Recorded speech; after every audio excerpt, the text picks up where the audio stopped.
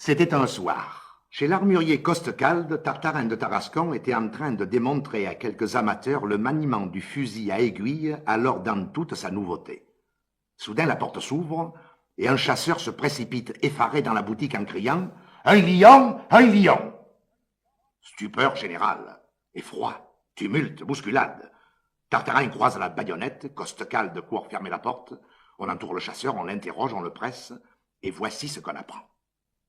La ménagerie mitaine, revenant de la foire de Beaucaire, avait consenti à faire une halte de quelques jours à Tarascon et venait de s'installer sur la place du château, avec un tas de boas, de phoques, de crocodiles et un magnifique lion de l'Atlas.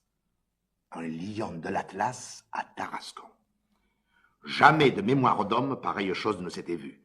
Aussi, comme nos braves chasseurs se regardaient fièrement, quel rayonnement sur leurs mâles visages et dans tous les coins de la boutique Costecalde, quelle bonne poignée de mains silencieusement échangées. L'émotion était si grande, si imprévue, que personne ne trouvait un mot à redire. Pas même Tartarin.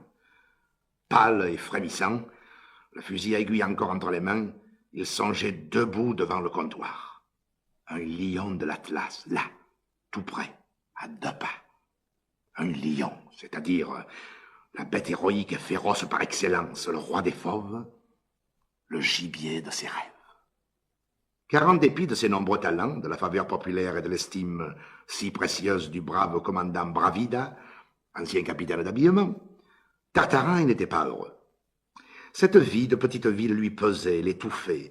Le grand homme de Tarascon s'ennuyait à Tarascon. Le fait est que pour une nature héroïque comme la sienne, pour une âme aventureuse et folle qui ne rêvait que bataille, course dans la pampa, grande chasse, sable du désert, ouragan et typhon, faire tous les dimanches une battue dans les environs et le reste du temps rendre la justice chez l'armurier Costecalde, ce n'était guère. Pauvre cher grand homme. À la longue, il y aurait eu de quoi le faire mourir de consomption. En vain pour agrandir ses horizons, pour oublier un peu le cercle et la place du marché, en vain s'entourait-il de baobabs qui tenaient à l'aise dans un pot de réséda, de cocotiers nains, de cactus, de figuiers de Barbarie et autres végétations africaines. En vain entassait-il armes sur armes, cris malais sur cris malais. En vain se bourrait-il de lectures romanesques.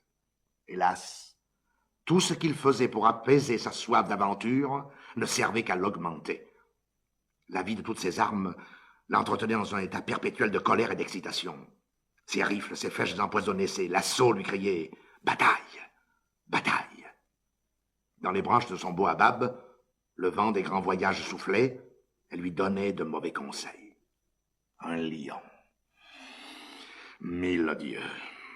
Et de l'Atlas encore. C'était plus que le grand Tartarin n'en pouvait supporter. Tout à coup, un paquet de sang lui monta au visage. Ses yeux flambèrent.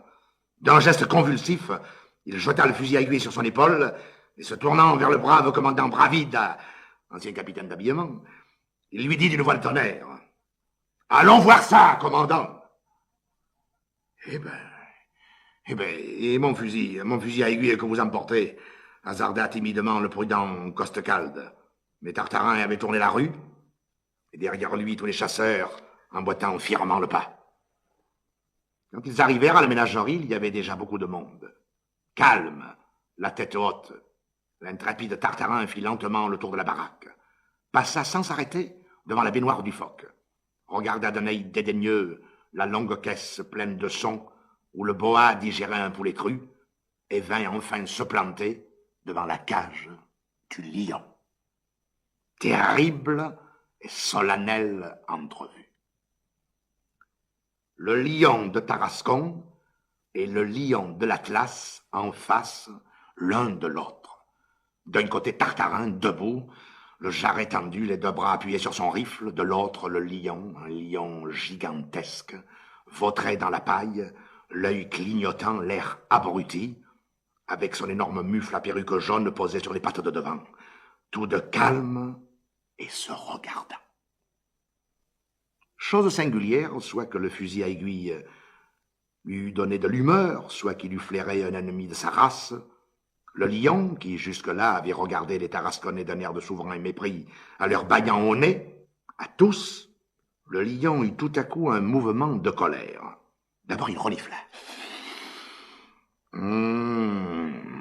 Gronda sournoisement, écarta ses griffes, étira ses pattes, puis il se leva, dressa la tête, secoua sa crinière, ouvrit une gueule immense et poussa vers Tartarin un formidable rugissement. Un cri de terreur lui répondit. Tarascon affolé se précipita vers les portes. Tous, femmes, enfants, portefaix, chasseurs. Le brave commandant Bravida lui-même. Seul Tartarin ne bougea pas. Il était là, ferme et résolu devant la cage. Des éclairs dans les yeux et cette terrible moue que toute la ville connaissait. Au bout d'un moment, quand les émules du héros, un peu rassurés par son attitude et par la solidité des barreaux, se rapprochèrent de leur chef, ils entendirent qu'il murmurait en regardant le lion. Ça, oui, c'est une chasse. Ce jour-là, Tartarin de Tarascon n'en dit pas davantage. Mais le malheureux en avait déjà trop dit.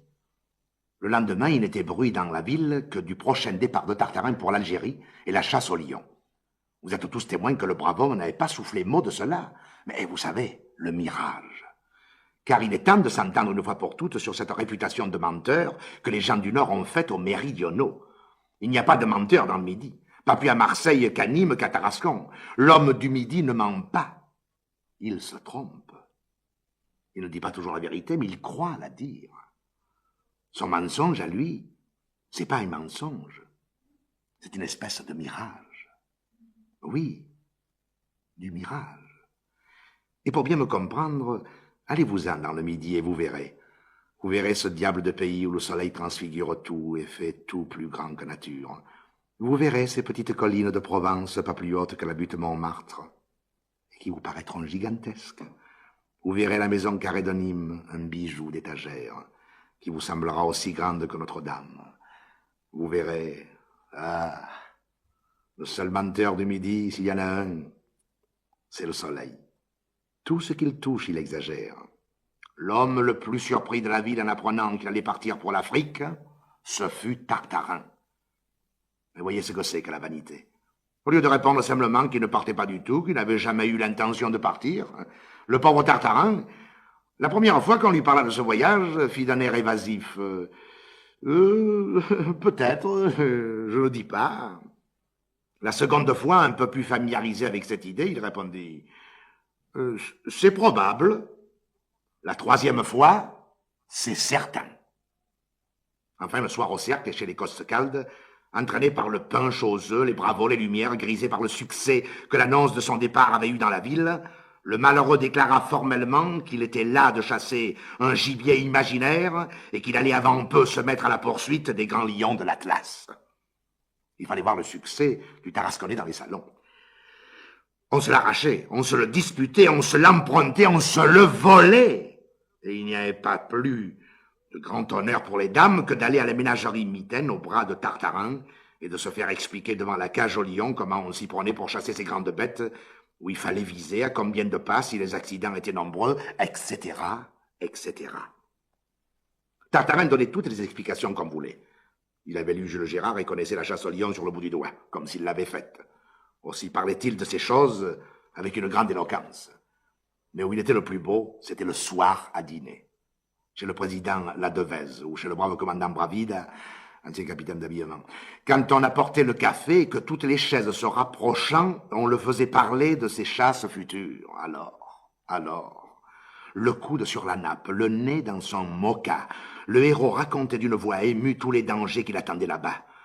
Il disait, les longs affûts sans lune, les marais pestilentiels, les rivières empoisonnées par les feuilles de laurier rose, les neiges, les soleils ardents, les scorpions, les pluies de sauterelles. Il disait aussi les mœurs des grands lions de l'Atlas, leur façon de combattre, leur vigueur phénoménale, leur férocité au temps du rut.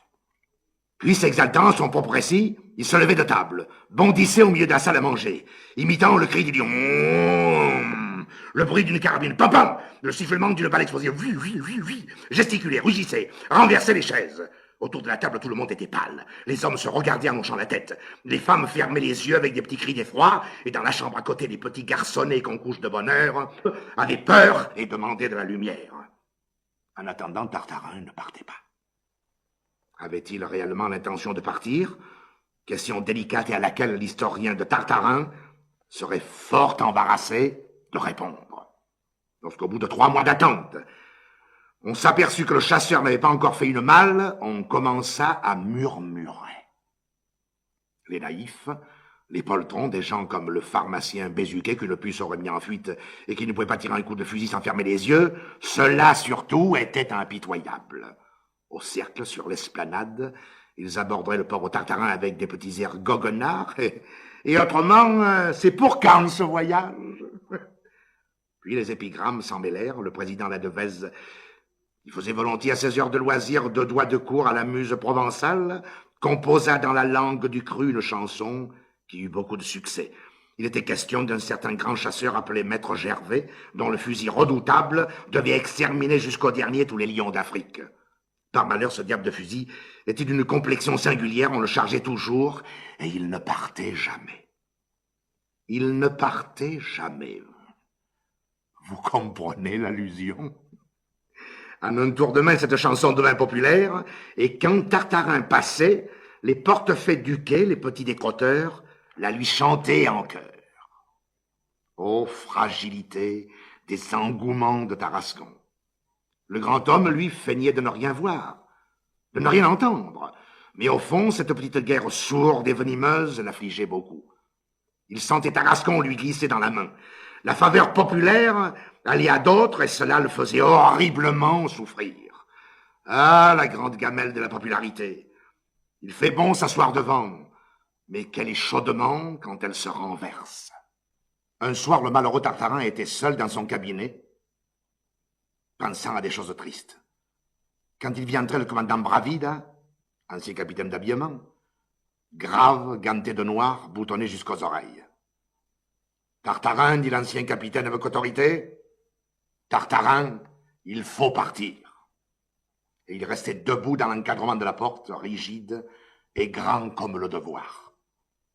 Tout ce qu'il y avait dans ce Tartarin, il faut partir, Tartarin de Tarascon le comprit.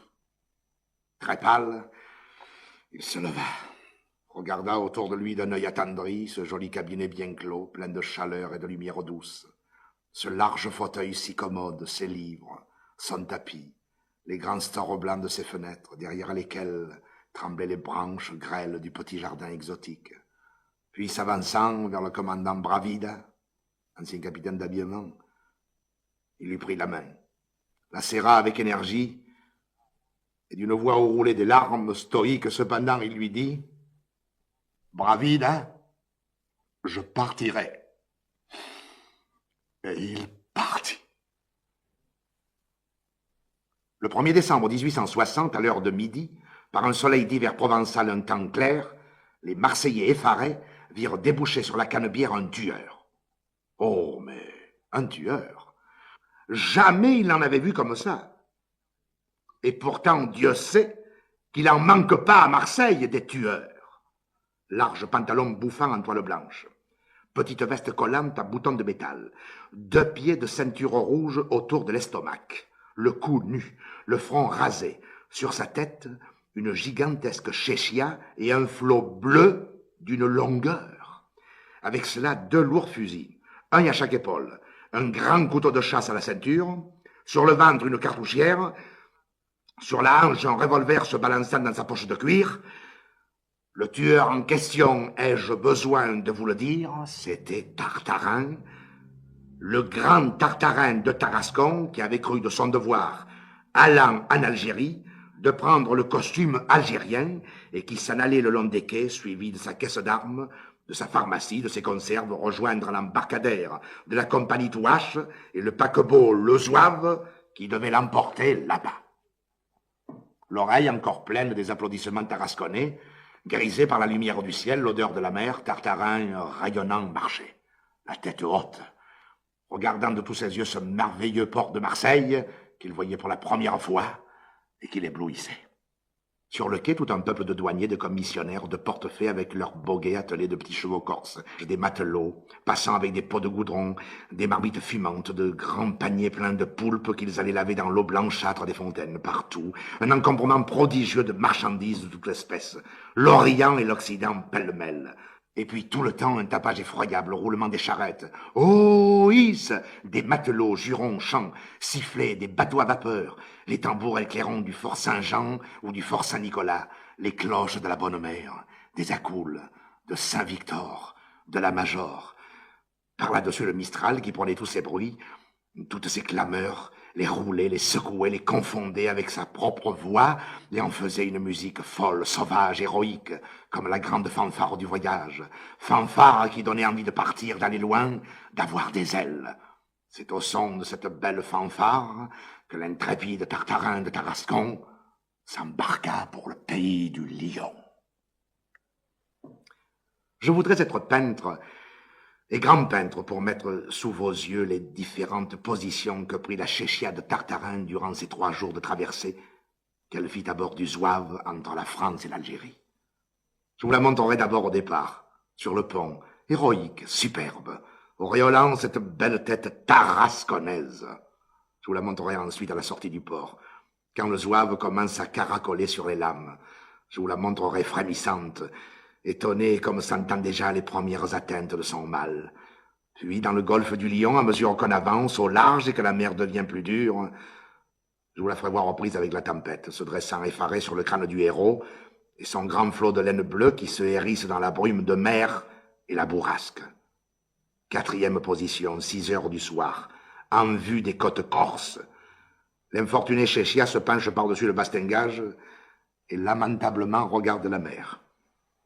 Enfin, 5e et dernière position, au fond d'une étroite cabine, dans un petit lit qui a l'air d'un tiroir de commode, quelque chose d'informe et de désolé roule en geignant sur l'oreiller. C'est la Chéchia. L'héroïque Chéchia du départ, réduite maintenant au vulgaire état de casque à mèche et s'enfonçant jusqu'aux oreilles d'une tête de malade blême et convulsionnée. Enfin, dans l'après-midi du 3e jour, il se fit à bord du navire un mouvement extraordinaire qui tira notre héros de sa longue torpeur. Les cloches de l'avant sonnaient, on entendait les grosses bottes des matelots courir sur le pont. « Machine à l'avant, machine en arrière !» criaient les voix enrouées du capitaine Barbassou, un bon gros vivant de Marseillais. Puis machine stop. Un grand arrêt, une secousse, et plus rien. Rien que le paquebot se balançant silencieusement de droite à gauche, comme un ballon dans l'air. Cet étrange silence épouvanta le Tarasconnais. « Miséricorde, nous sommes bons !» cria-t-il d'une voix terrible, et retrouvant ses forces par magie, il bondit de sa couchette et se précipita sur le pont avec son arsenal. On ne sombrait pas, on arrivait. Le Zouave venait d'entrer dans la rade. L'illustre Tartarin, un peu remis de sa frayeur, regardait le paysage en écoutant avec respect un prince monténégrin exilé, paraît-il, par ses frères à cause de ses opinions libérales, et qui lui nommait les différents quartiers de la ville, la Casbah, la ville haute, la rue Babazoum. Très bien élevé, ce prince monténégrin, de plus connaissant à fond l'Algérie et parlant l'arabe couramment. Aussi Tartarin se proposait-il de cultiver sa connaissance. Quelques minutes plus tard, une barque arrivait à terre et Tartarin posait le pied sur ce sol algérien où tant d'aventures l'attendaient. C'était un grand désert sauvage, tout hérissé de plantes bizarres, de ces plantes d'Orient qui ont l'air de bêtes méchantes. Sous le jour discret des étoiles, leur ombre agrandie s'étirait par terre en tous sens. À droite, la masse confuse et lourde d'une montagne, l'Atlas peut-être. À gauche, la mer invisible qui roulait sourdement. Un vrai gîte à tenter le fauve. Un fusil devant lui, un autre dans les mains, Tartarin de Tarascon, mit un genou en terre et attendit. Il attendit 1 heure, 2 heures, rien. Alors il se souvint que, dans ses livres, les grands tueurs de lions n'allaient jamais à la chasse sans emmener un petit chevreau qu'ils attachaient à quelques pas devant eux et qu'ils faisaient crier en lui tirant la patte avec une ficelle. N'ayant pas de chevreau, le Tarasconnais eut l'idée d'essayer des imitations et se mit à bêler d'une voix chevrotante. « Mais... » D'abord très doucement, parce que, au fond de l'âme, il avait tout de même un peu peur que le lion l'entendît. Puis, voyant que rien ne venait, il bêla plus fort. « Mais... » Rien encore. Impatienté, il reprit de plus belle, et plusieurs fois de suite, « Mais... » avec tant de puissance que ce chevreau finissait par voir l'air d'un bœuf. Tout à coup, à quelques pas devant lui, quelque chose de noir et de gigantesque s'abattit. Il se tut. Cela se baissait, flairait la terre, bondissait, se roulait, partait au galop, puis revenait, s'arrêtait net. C'était le lion à n'en pas douter. Maintenant, on voyait très bien ses quatre pattes courtes, sa formidable encolure et deux yeux. Deux grands yeux qui luisaient dans l'ombre. En joue, feu, pam, pam! C'était fait. Puis tout de suite, un bondissement en arrière et le couteau de chasse au poing. Au coup de feu du Tarasconnais, un hurlement terrible répondit. Il en a, criant le beau Tartarin. Et ramassé sur ses fortes jambes, il se préparait à recevoir la bête. Mais elle en avait plus que son compte et s'enfuit au triple galop en hurlant. Lui pourtant ne bougea pas. Il attendait la femelle. Toujours comme dans ses livres. Par malheur, la femelle ne vint pas. Au bout de 2 ou 3 heures d'attente, le Tarasconnais se lassa et, gagné par le sommeil, se coucha par terre et s'endormit. Tac, tac, tac, tac, tac, tac, qu'est-ce à code, fit Tartarin en s'éveillant en sursaut. C'était les clairons des chasseurs d'Afrique qui sonnaient la diane dans les casernes de Mustapha. Le tueur de lions stupéfait se frotta les yeux. Lui qui se croyait en plein désert, savez-vous où il était? Dans un carré d'artichauts, entre un plant de chou-fleur et un plant de betterave. Son Sahara à lui avait des légumes. Tout près, sur la jolie colline verte de Mustapha supérieur, des villas algériennes toutes blanches luisaient dans la rosée du jour levant. On se serait cru aux environs de Marseille au milieu des Bastides et des Bastidons. Ces gens-là sont fous, se dit-il, de planter leurs artichauts dans le voisinage du lion, car enfin, je n'ai pas rêvé. Les lions viennent jusqu'ici, en voilà la preuve.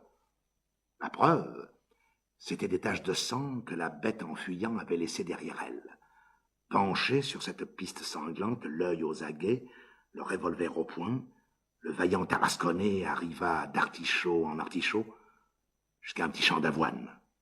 De l'herbe foulée, une mare de sang, et au milieu de la mare, couché sur le flanc avec une large plaie à la tête, devinez quoi? Un lion, parbleu! Eh ben non, un âne. Un de ces tout petites ânes qui sont si communs en Algérie et qu'on désigne là-bas sous le nom de bourricot. Le premier mouvement de Tartarin à l'aspect de sa malheureuse victime fut un mouvement de dépit. Il y a si loin, en effet, d'un lion un bourricot. Son second mouvement fut de la pitié. Le pauvre bourricot était si joli, il avait l'air si bon. Tartarin s'agenouilla et, du bout de sa ceinture algérienne, essaya d'étancher le sang de la malheureuse bête. Et ce grand homme soignant ce petit âne, c'était tout ce que vous pouvez imaginer de plus touchant. Au contact soyeux de la ceinture, le bourricot, qui avait encore pour 2 liards de vie, ouvrit son grand œil gris, remua 2 ou 3 fois ses longues oreilles comme pour dire « merci ». Puis une dernière convulsion l'agita, de la tête à la queue, et il ne bougea plus. « Noirot! Noirot !» cria tout à coup une voix étranglée par l'angoisse. En même temps, dans un taillis voisin, les branches remuèrent. Tartarin n'eut que le temps de se relever et de se mettre en garde. C'était la femelle. Elle arriva terrible et rugissante, sous les traits d'une vieille Alsacienne en marmotte, armée d'un grand parapluie rouge et réclamant son âne à tous les échos de Mustapha. Certes, il eût mieux valu pour Tartarin avoir affaire à une lionne en furie qu'à cette méchante vieille. Vainement, le malheureux essaya de lui faire comprendre comment la chose s'était passée et qu'il avait pris Noirot pour un lion. La vieille crut qu'on voulait se moquer d'elle et, poussant d'énergiques cris, tomba sur le héros à coups de parapluie. Tartarin, un peu confus, se défendait de son mieux, parait les coups avec sa carabine, suait, soufflait, bondissait, criait « Mais madame !» On va te promener, madame était sourde et sa vigueur le prouvait bien. Cette première aventure aurait eu de quoi décourager bien des gens. Mais les hommes trempés comme Tartarin ne se laissent pas facilement abattre. Les lions sont dans le sud, pensa le héros. Eh bien, j'irai dans le sud. Blida, Blida, fit le conducteur de la diligence. Vaguement, à travers les vitres dépolies par la buée, Tartarin de Tarascon entrevit une place de jolie sous-préfecture, place régulière, entourée d'arcades et plantée d'orangers. Les cafés ôtaient leurs volets. Dans un coin, une halle avec des légumes, c'était charmant. Mais cela ne sentait pas encore le lion. Au sud, plus au sud, murmura le bon Tartarin en se renfonçant dans son coin. C'était une vieille diligence d'autrefois capitonnée à l'ancienne mode. Tartarin de Tarascon avait un coin dans la rotonde. Il s'y était installé de son mieux, et en attendant de respirer les émanations musquées des grands félins d'Afrique, le héros se contentait de cette bonne vieille odeur de diligence bizarrement composée de 1000 odeurs, hommes, chevaux, femmes et cuir, victuailles et paille moisie. Il y avait un peu de tout dans cette rotonde. Un drapiste, des marchands juifs, 2 cocottes qui rejoignaient leur corps, le 3e hussard, un photographe d'Orléansville.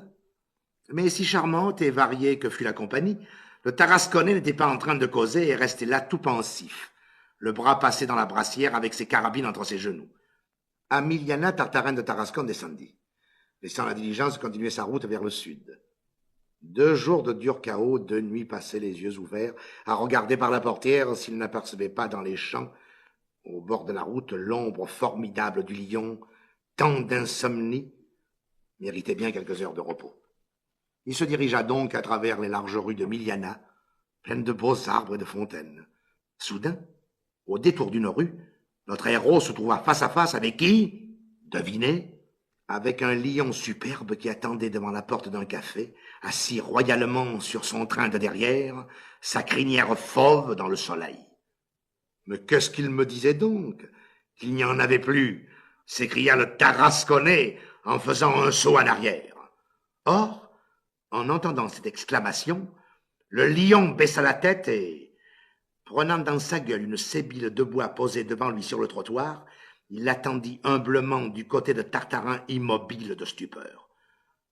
Un arabe qui passait jeta un gros sou dans la sébile. Le lion remua la queue. Alors Tartarin comprit tout.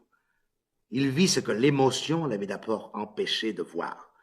La foule attroupée autour du pauvre lion aveugle et apprivoisé, et les 2 grands nègres armés de gourdins qui le promenaient à travers la ville comme un savoyard sa marmotte. Le sang du Tarasconnais ne fit qu'un tour. « Misérable !» cria-t-il d'une voix de tonnerre. Ravalait ainsi ces nobles bêtes, et s'élançant sur le lion, il lui arracha l'immonde sébile d'entre ses royables mâchoires. Les 2 nègres, croyant avoir affaire à un voleur, se précipitèrent sur le Tarasconnais, la matraque haute. Ce fut une terrible bousculade. Les nègres tapaient, les femmes piaillaient, les enfants riaient. Un vieux cordonnier juif criait du fond de sa boutique « Au doudou de paix, au doudou de paix !» Le lion lui-même, dans sa nuit, essaya d'un rugissement. Et le malheureux Tartarin, après une lutte désespérée, roula par terre au milieu des gros sous et des balayures. À ce moment, un homme fendit la foule, écarta les nègres d'un mot, les femmes et les enfants d'un geste, releva Tartarin, le brossa, le secoua, et l'assit tout essoufflé sur une borne. « Comment, prince, c'est vous ?» fit le bon Tartarin en reconnaissant son Cicérone d'Alger. « Eh oui, mon vaillant ami, c'est moi. » Un quart d'heure après, ces 2 messieurs étaient installés au restaurant des Platanes, agréable maison de nuit, et là, devant une forte salade russe arrosée d'un joli vin de Krachia, on renoua connaissance. Vous ne pouvez rien imaginer de plus séduisant que ce prince monténégrin, mince, fin, les cheveux crépus, frisés au petit fer, rasés à la pierre ponce, constellés d'ordres bizarres. Il avait l'œil futé, le geste câlin et un accent vaguement italien qui lui donnait un faux air de Mazarin sans moustache. « Et qu'est-ce que vous avez donc fait, lui demanda ce dernier, pour vous attirer cette méchante affaire? Et que voulez-vous, prince, de voir ce malheureux lion avec sa sébile aux dents, humilié, vaincu, bafoué, servant de risée à toute cette bouillerie musulmane? Mais vous vous trompez, mon noble ami, dit-il. Ce lion est au contraire pour eux un objet de respect et d'admiration. C'est une bête sacrée qui fait partie d'un grand couvent de lions, une espèce de trappe formidable et farouche, pleine de rugissements et d'odeurs de fauve, où des moines singuliers élèvent et apprivoisent des lions par centaines, et les envoient de là dans toute l'Afrique, accompagnés de frères quêteurs. Les dons que reçoivent ces frères servent à l'entretien du couvent et de sa mosquée. En écoutant ce récit invraisemblable et pourtant véridique, Tartarin Tarascon se délectait. Il y a encore des lions en Algérie. S'il y en a, dit le prince avec enthousiasme. Mais dès demain, nous allons battre la plaine de Chélif, et vous verrez. Et quoi, prince? Auriez-vous l'intention de chasser, vous aussi? Parbleu! Pensez-vous donc que je vous laisserai donc vous en aller seul en pleine Afrique, au milieu de ces tribus féroces dont vous ignorez la langue et les usages? Non, illustre Tartarin, je ne vous quitte plus. Partout où vous serez, je veux être. Ô prince, prince, disait le Tarasconnais avec ivresse. Et Tartarin radieux pressa sur son cœur le vaillant Grégory. On but sec et longtemps. On trinqua. L'air était chaud. Le ciel plein d'étoiles. Dans les platanes, un rossignol chantait. Et ce fut Tartarin qui paya la note. Le lendemain, dès la première heure, l'intrépide Tartarin et le non moins intrépide Grégory, suivis d'une demi-douzaine de portefaix nègres, sortaient de Miliana vers la plaine du Chélif par un raidillon tout ombragé de jasmin, de thuyas, de courroubiers et d'oliviers sauvages. Un paysage du Liban. Malheureusement, avant la fin du jour, les choses se gâtèrent. Des nègres qui portaient les bagages, l'un fut pris d'atroces coliques pour avoir mangé le sparadrap de la pharmacie. Un autre tomba sur le bord de la route, ivre-mort d'eau-de-vie en frais. Le troisième, celui qui portait l'album de voyage, séduit par les dorures des fermoirs et persuadé qu'il enlevait les trésors de la Mecque, se sauva dans le Zaccar à toutes jambes. Il fallut aviser. La caravane fit halte et tint conseil dans l'ombre trouée d'un vieux figuier. « Je serais d'avis, dit le prince, que dès ce soir, nous renoncions aux porteurs nègres. Il y a précisément un marché arabe tout près d'ici. Le mieux est de nous y arrêter et de faire emplette de quelques bourricots. Je trouve que, pour le coup d'œil de notre caravane, des ânes ne feraient pas très bien. Je voudrais quelque chose de plus oriental. Ainsi, par exemple, si nous pouvions avoir un chameau. »« Tant que vous en voudrez, fit l'Altesse. » Et l'on se mit en route pour le marché arabe. Il y avait là 5 ou 6 000 Arabes en guenilles, grouillant au soleil, et trafiquant bruyamment au milieu des jarres d'olives noires, des pots de miel, des sacs d'épices et des cigares en gros tas. De grands feux où rôtissaient des moutons entiers, des boucheries en plein air, où des nègres tout nus, les pieds dans le sang, les bras rouges, dépecés avec de petits couteaux, des chevreaux pendus à une perche. Par exemple, les charbons manquaient. On finit pourtant par en découvrir un dont les Moabites cherchaient à se défaire. C'était le vrai chameau du désert, le chameau classique, chauve, l'air triste, avec sa longue tête de bédouin et sa bosse qui, devenue flasque par suite de trop longs jeûnes, pendait mélancoliquement sur le côté. Tartarin le trouva si beau qu'il voulut que la caravane entière montât dessus. Toujours la folie orientale. La bête s'accroupit. On sangla les mâles. Le prince s'installa sur le cou de l'animal. Tartarin, pour plus de majesté, se fit hisser tout en haut de la bosse entre deux caisses. Et là, fier et bien calé, saluant d'un geste noble tout le marché accouru, il donna le signal du départ.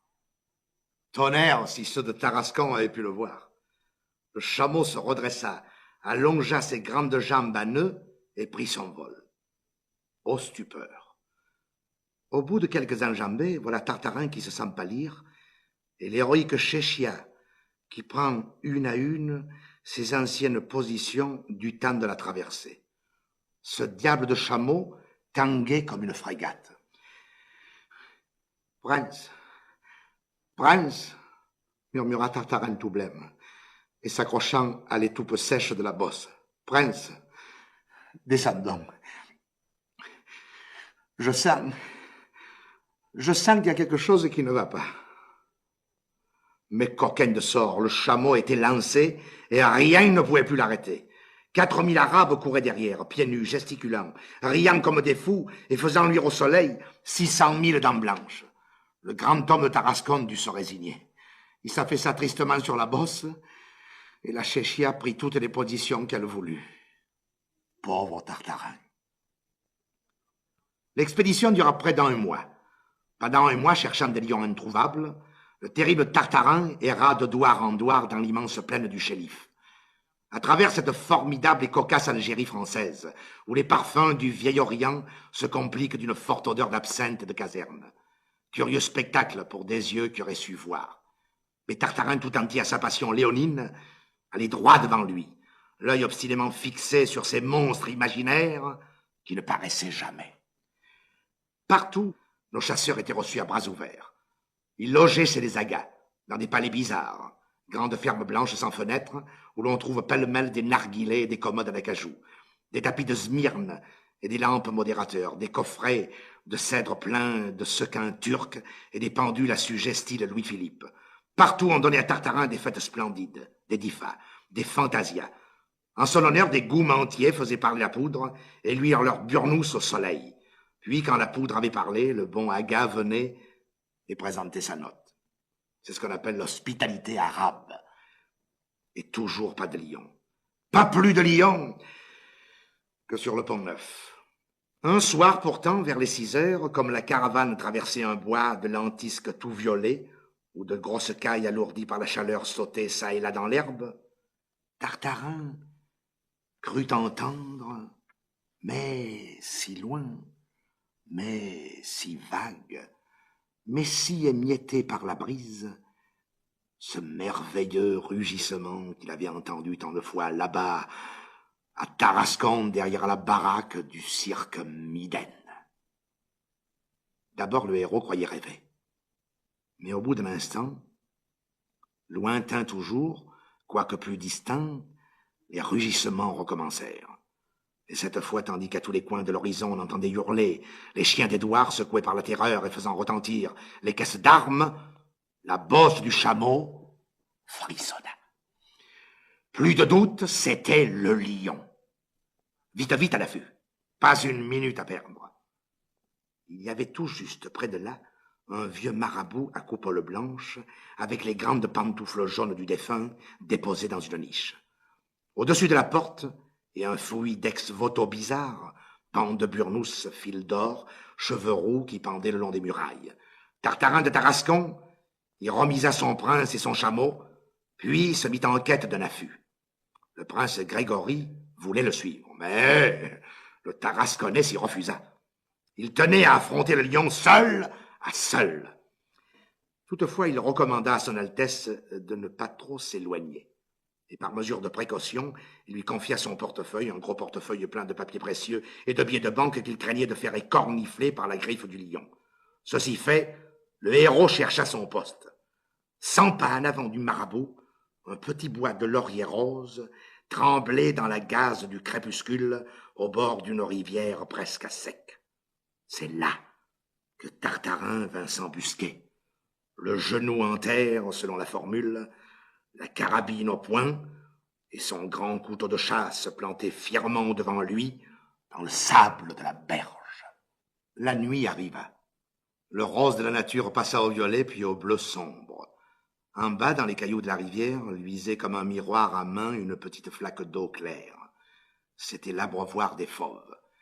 Joignait à cela le fourmillement vague des nuits africaines, branches frôlées, pas de velours d'animaux rôdeurs, aboiements grêles des chacals, et là-haut, dans le ciel, de grands troupeaux de grues qui passaient avec des cris d'enfants qu'on égorge.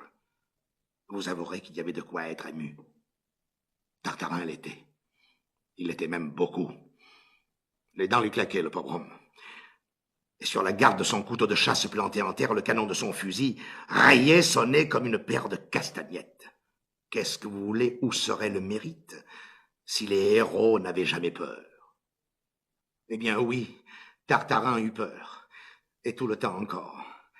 Néanmoins, il tint bon 1 heure, 2 heures, mais l'héroïsme a ses limites. Près de lui, dans le lit desséché de la rivière, le Tarasconnais entend tout à coup un bruit de pas, des cailloux qui roulent. Cette fois, la terreur l'enlève de terre. Il tire ses 2 coups au hasard dans la nuit et se replie à toutes jambes sur le marabout, laissant son coutelas debout dans le sable comme une croix commémorative de la plus formidable panique qui ait jamais assailli l'âme d'un dompteur de fauves. « À moi, prince! Prince! Le lion !» Un silence. Prince! Prince! Êtes-vous là? Le prince n'était pas là. Sur le mur blanc du marabout, le bon chameau projetait seul, au clair de lune, l'ombre bizarre de sa bosse. Le prince Grégory venait de filer en emportant portefeuille et billets de banque. Il y avait 1 mois que son Altesse attendait cette occasion. Le lendemain, lorsqu'au petit jour notre héros se réveilla et qu'il eut acquis la certitude que le prince et le magot étaient réellement partis, lorsqu'il se vit seul dans cette petite tombe blanche, trahi, volé, abandonné en pleine Algérie sauvage, avec un chameau à bosse simple et quelques monnaies de poche pour toute ressource, alors, pour la première fois, le Tarasconnais douta. Il douta du Monténégro libre. Il douta de l'amitié. Il douta de la gloire. Il douta même des lions. Or, tandis qu'il était là, pensivement assis sur la porte du marabout, sa tête dans ses 2 mains, sa carabine entre ses jambes et le chameau qui le regardait, soudain, le maquis d'en face s'écarte et Tartarin, stupéfait, voit paraître à 10 pas devant lui un lion gigantesque s'avançant la tête haute et poussant des rugissements formidables. Mais le Tarasconnais ne tremble plus. Enfin, cria-t-il, en bondissant la crosse à l'épaule. Pam! Pam! C'était fait. Le lion avait 2 balles explosives dans la tête. Pendant 1 minute, sur le fond embrasé du ciel africain, ce fut un feu d'artifice épouvantable de cervelle en éclats, de sang fumant et de toisons rousses éparpillées.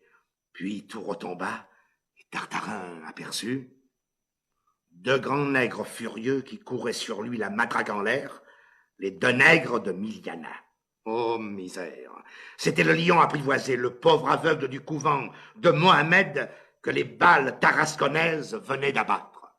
Cette fois, ivres de fureur fanatique, les 2 nègres quêteurs l'auraient sûrement mis en pièces si le Dieu des chrétiens n'avait envoyé à Sonnet un ange libérateur, le garde champêtre de la commune d'Orléansville, arrivant son sabre sous le bras par un petit sentier. Tartarin l'échappa belle. La vue du képi municipal calma subitement la colère des nègres. Paisible et majestueux, l'homme à la plaque dresse procès-verbal de l'affaire, fit charger sur le chameau ce qui restait du lion, ordonna aux plaignants comme aux délinquants de le suivre, et se dirigea vers Orléansville, où le tout fut déposé au greffe. L'affaire se jugea au civil, et notre héros en fut quitte pour 2500 francs d'indemnité, sans les frais. Comment faire pour payer tout ça? Le malheureux tueur de lions fut donc réduit à vendre la caisse d'armes au détail, carabine par carabine. Il vendit les poignards, les crises malais, les casse-têtes. Un épicier acheta les conserves alimentaires à un pharmacien, ce qui restait du sparadrap. Et une fois tout payé, il ne restait plus à Tartarin que la peau du lion et le chameau. La peau, il l'emballa soigneusement et la dirigea sur Tarascon, à l'adresse du brave commandant Bravida. Quant au chameau, il comptait s'en servir pour regagner Alger, non pas en montant dessus, mais en le vendant pour payer la diligence, ce qui est encore la meilleure façon de voyager à chameau. Malheureusement, la bête était d'un placement difficile et personne n'en offrit un liard. Tartarin, cependant, voulait regagner Alger à toute force. Aussi, notre héros n'hésita pas, et navré mais point abattu. Il entreprit de faire la route à pied, sans argent par petites journées.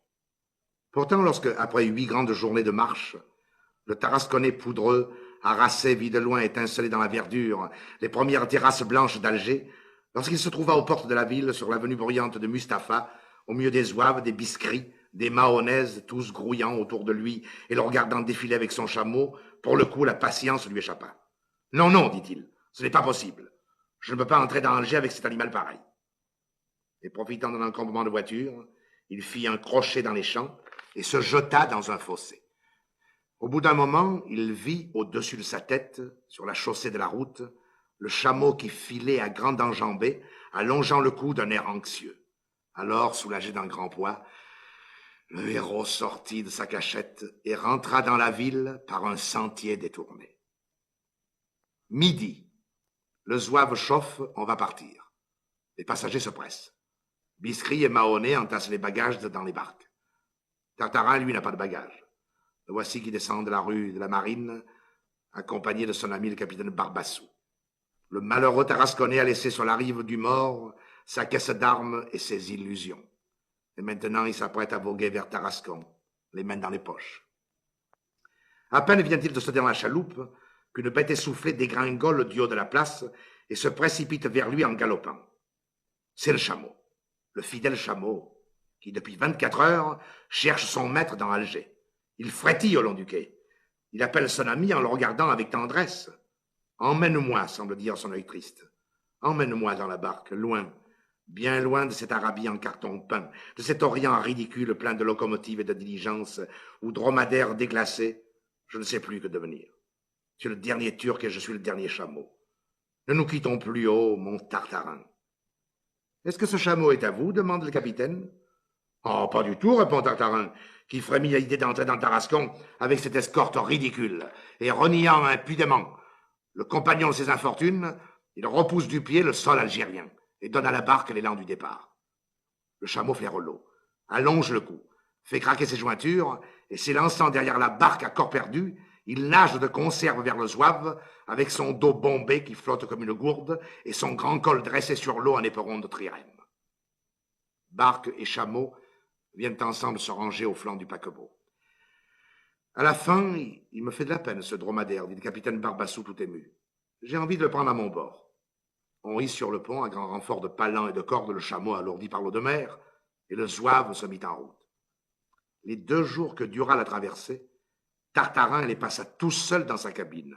Non pas que la mer fût mauvaise, ni que sa chéchia eût trop à souffrir, mais le diable de chameau, dès que son maître apparaissait sur le pont, avait autour de lui des empressements ridicules.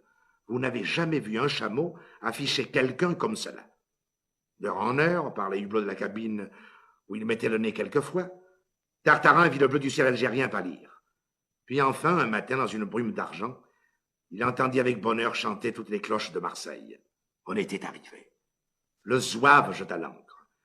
Notre homme, qui n'avait pas de bagages, descendit sans rien dire, traversa Marseille en hâte, craignant toujours d'être suivi par le chameau, et ne respira que lorsqu'il se vit installé dans un wagon de 3e classe, filant bon train sur Tarascon.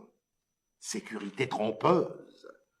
À peine à 2 lieues de Marseille, voilà toutes les têtes aux portières. On crie, on s'étonne. Tartarin à son tour regarde, et qu'aperçoit-il? Le chameau, l'inévitable chameau qui détalait sur les rails en pleine croix, derrière le train, et lui tenant pied. Tartarin, consterné, se rencoigna en fermant les yeux. « Tarascon, Tarascon !» Il fallut descendre. Ô stupeur!